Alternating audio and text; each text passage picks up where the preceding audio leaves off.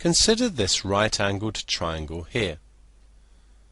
We want to find x. We know the angle here is 38 degrees, and this side, the hypotenuse, is 22 centimeters long.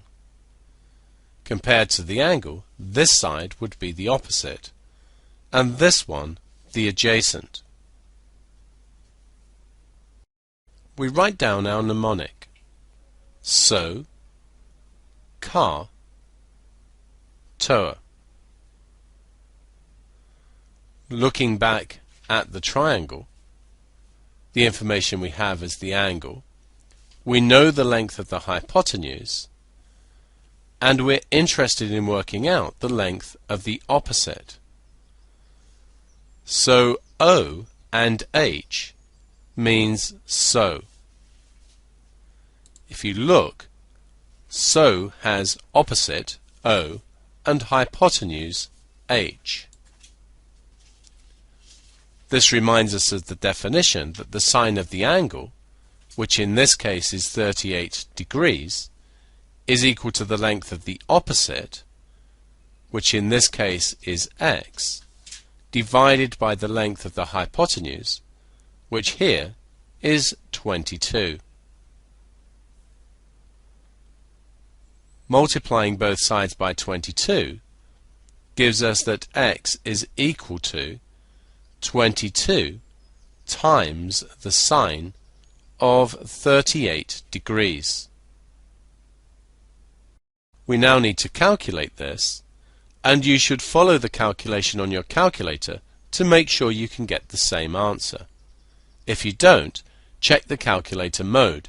It may not be set to degrees. You should get 13.5445 and so on, which we could round to 13.5 centimeters, giving an answer correct to 3 significant figures.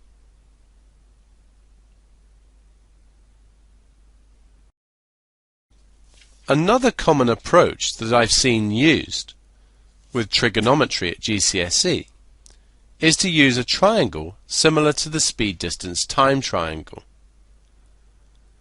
We set this up for the sine as sine of the angle, opposite in the top, and hypotenuse here. Note the order of the letters. Sine of the angle opposite hypotenuse goes from left to right, the same as it does in so.